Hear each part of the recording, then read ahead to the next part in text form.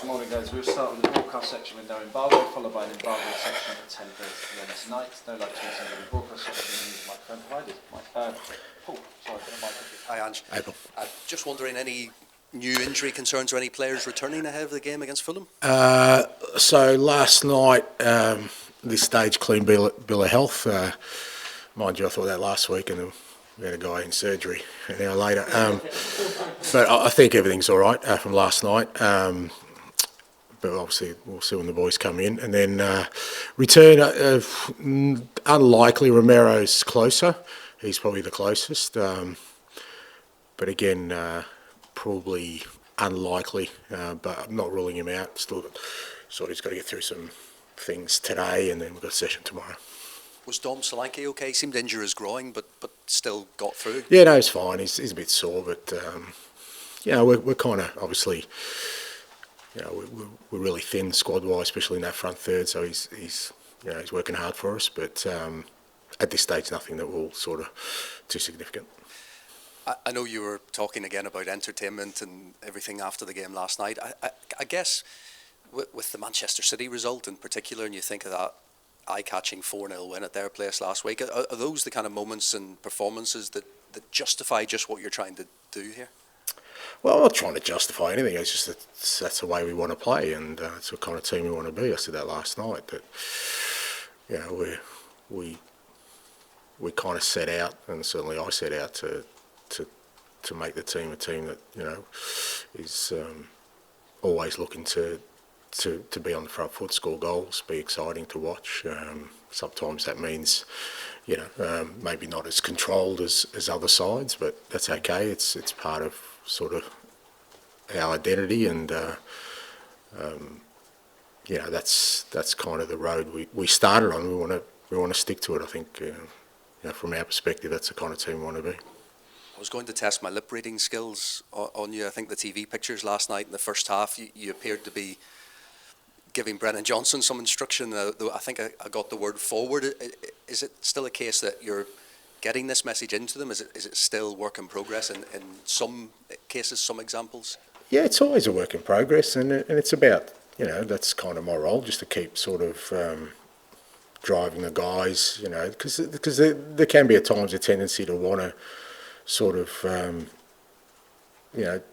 go back from full throttle and just sort of ease. And I just felt at that moment, I thought, we were on top of them, and Brendan was looking dangerous, and every time we went forward, we were looking good. And I just thought, and it's human nature that, I think we're winning 2-1 at the time, is to just sort of keep the ball, and it's just not who we want to be. So in those moments, it's more about me sort of trying to empower and embolden the players to not fear playing that way. And that's kind of, I think your lip reading was pretty good, mate.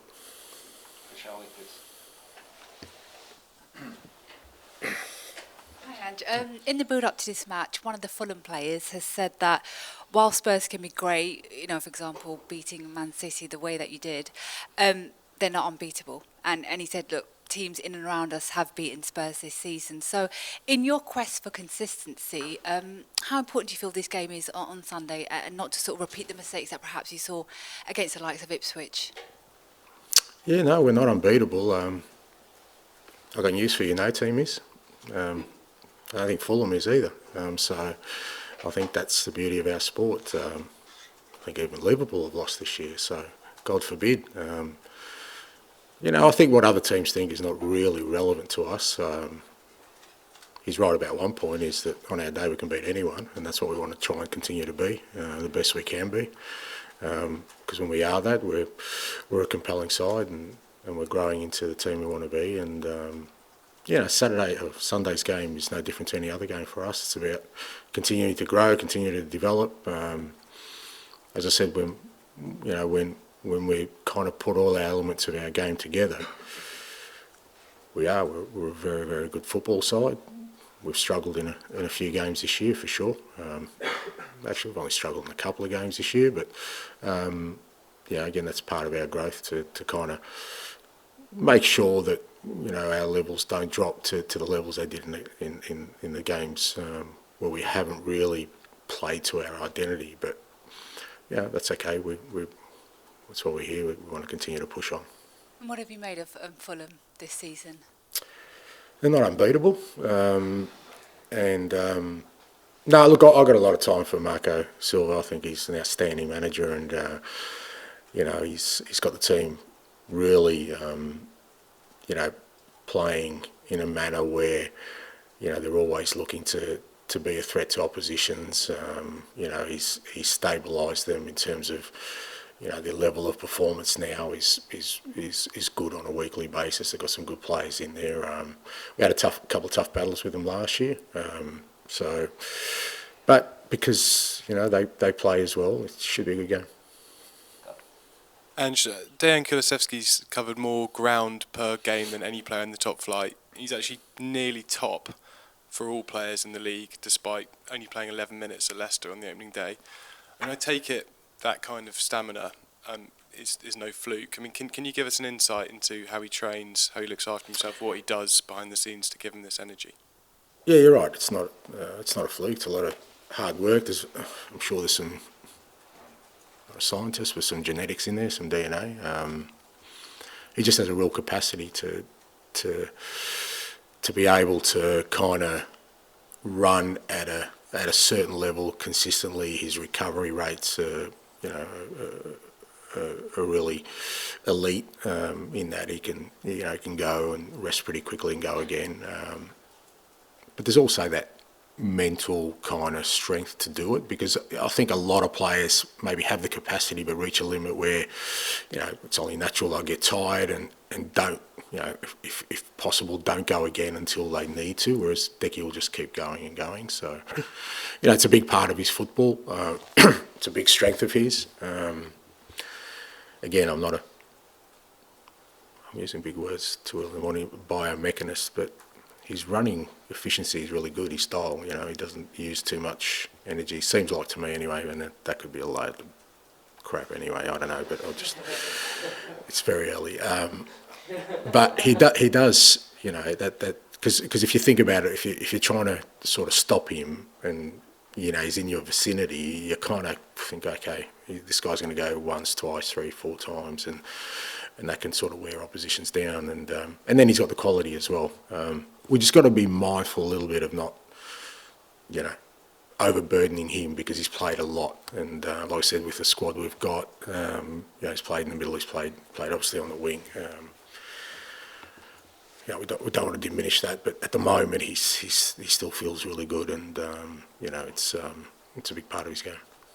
Just on his mentality, he seems to me to almost have that kind of Ronaldo, Harry Kane type laser focus on being the best and self-improvement. I mean, is that your kind of experience? Yeah, absolutely. Yeah, no, he's spot on. He's in his mind, he's very ambitious about how good he can be, and that's a great thing, because he's relatively still a young man, and it's kind of for his position, there's a lot of improvement in him, and I've just got a feeling with Decky that he's not going to settle for any level apart from being the absolute best, and it's great for us. Ian, please. Morning, Ange. How are you? I'm okay, but Good. Last night, again, you reiterated your style of play, and you've done it again this morning about being entertaining. Is there ever a scenario which dictates that maybe you need to be a bit more pragmatic? Look, I don't know how many ways I can say this. I understand it. Look, there's plenty of room for pragmatism in all walks of life and in football as well, but I'm just not interested in it. I don't know why I need to change my approach to be, like, everyone else wants me to be. I'll continue to push this team to be a little bit different, play football in a different way. Maybe you'll all, when I'm long gone, you'll all pine for my entertainment, mate, and you'll have had your fill of pragmatism. But look, if we were pragmatic, then I'd say at 2-0 up at City away, we would have probably settled for 2-0. Yeah, and we wouldn't have got the victory we did, and and made it a special moment for our club. I always think the possibilities of what could be if we continue down this road rather than holding on to what we have. Because at the moment, what do we have? We don't have a hell of a lot. You know, we haven't achieved anything yet. We haven't had success. We haven't done all those things that we want to do. So if I start being pragmatic now, then maybe we'll never get there. So, last night we weren't at our highest level, but geez, I thought for 20 minutes we were as exciting as we have been since I've been here. I loved the sort of last 20 minutes of that first half. We should have got a third goal and it would have killed the game off, but we were exciting to watch, and that's what I want. In terms of the title race for the top positions in the Champions League, I specify a number because I know you don't like that either. In terms of this season, it seems more open because Man City have been falling on a difficult run and so have other clubs. Are Spurs almost going under the radar in that? I don't know, but look, I think in the context of where we're at in the season so far, we're in an okay position in the league. I think we it's safe to say we could have been in a stronger position, but we're still there or thereabouts. We're still in the Carabao Cup. We were out of the Carabao Cup last year.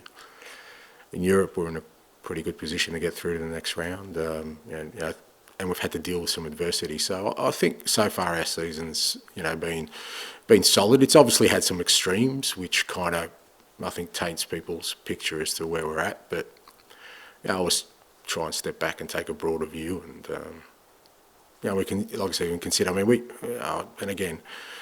had 4 schoolboys on the bench last night, 2 actually at school this morning.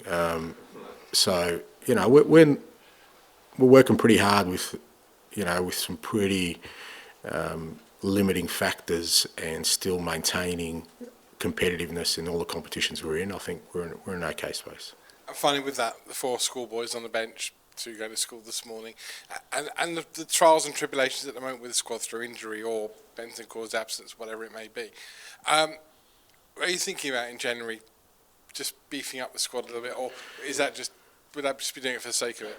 No, I think, look, we're always planning and planning for every scenario. I think I said a couple of days ago, a lot of that will depend on sort of where we are squad-wise around that time. We're obviously, like between now and then, it's really only Romero and Mickey van der Ven who hopefully be back in that time frame.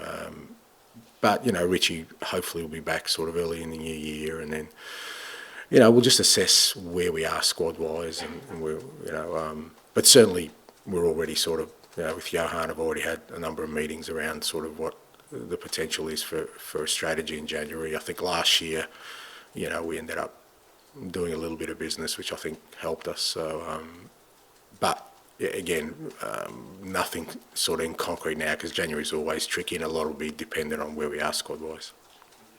Hi, Ange. Kind of on that, are we at the stage now where streamlined squads for clubs are kind of a thing of the past, are going to have to become because of the amount of fixtures? Yeah, I think so. And it's not just the amount of fixtures, just the attrition rate of. I mean, we've got a lot of injuries, but a lot of clubs have. I just think, we've been talking about it for quite a while, but at some point, it's going to come home to roost to all the powers that be that players are getting overloaded. There's no doubt about that. I mean, there's too much overwhelming evidence. So you're either going to get a diminished product where the best players aren't out there, or squads are going to have to carry, clubs are going to have to carry bigger squads to sort of cater for the demands of it. So I'll ask you about Archie Gray as well. It's kind of easy to forget he's only 18 years old. He seems so tactically mature, so versatile. Where does he kind of sit in the young players you've probably worked with over the years? Yeah, like I said, real maturity. I mean, he is 18. We asked him to play left back.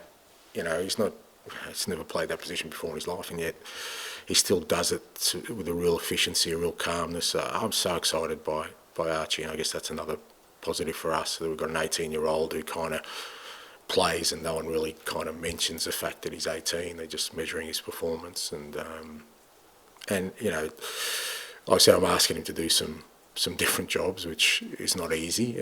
Definitely be probably a lot more comfortable for him if he was settled in one position. But he's playing football. He's playing football at a really high level against European football club, in the Premier League, and that's going to set us up really well for the player he's going to become. I thought Lucas was good when he came on last night. He made an impact. So, you know, with everything else that we're building, there's some real excitement around our young players as well. Just a quick one on Dominic Solanke. Had a couple of chances last night. Is the team creating enough chances for him, or is that more something he's got to kind of get into certain areas? No, I think created enough chances. I mean, last night, you know, he was sort of really unlucky with a couple of them, especially the header. And he's still very important to our football.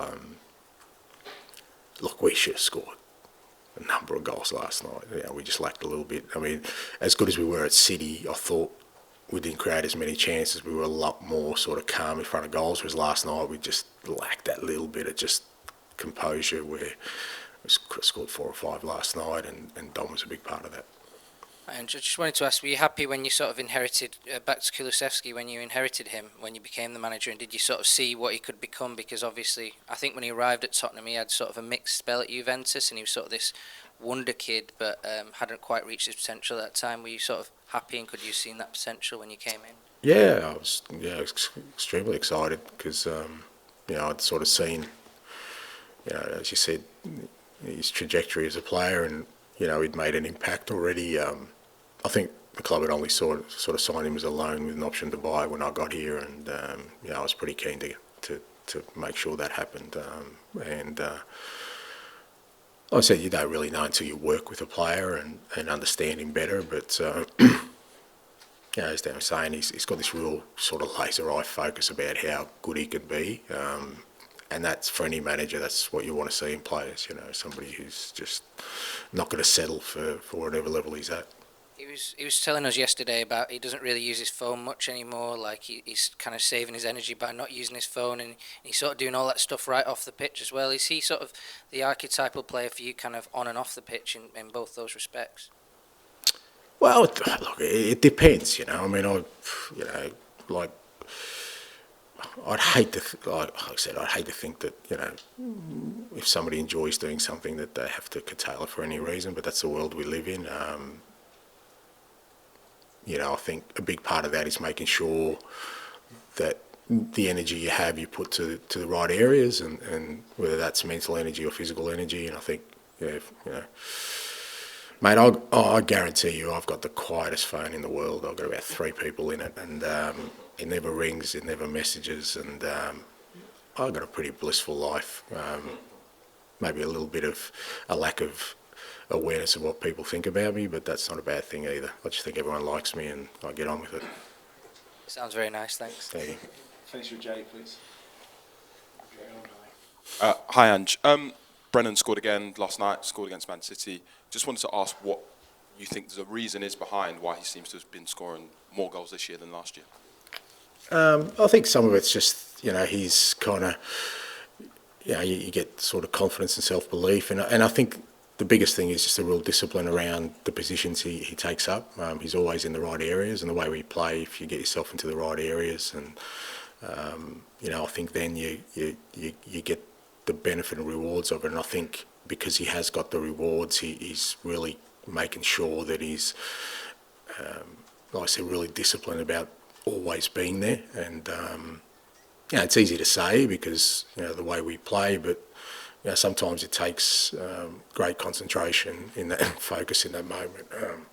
You know, whether it's on the weekend against City, he kind of knew that, you know, it was likely Timo was going to be hitting that far post, and even last night, you know, that, you know, Decky was going to hit a certain area, and he's always there. And then, like I said, he's a good finisher. I still think there's more though. You know, I wasn't as happy with some parts of his game last night, particularly around, like I said, just being a bit more positive, and even the pressing wasn't great from sort of our front three. That hasn't been as good as so. But again, that comes back to the player himself wanting to improve and not settle for just, you know, okay, scoring some goals. I think he can be better, and I want him to be better. You sort of touched upon it a little bit there, but I think 7 of his 10 Premier League goals have come inside the 6-yard box, where he's always attacking that back post. So is that something that you and the coach is always drilling into him on the training ground? You've just got to keep doing this. Go watch Celtic play. Go watch Yokohama Marinos play. Go watch Brisbane Roar play. Go watch the Socceroos play, mate. You'll see that I would love to be a right winger in my team, mate. I would score bags of goals. Thanks, bud. Okay, we'll end the broadcast section there. Move on to the embargo section.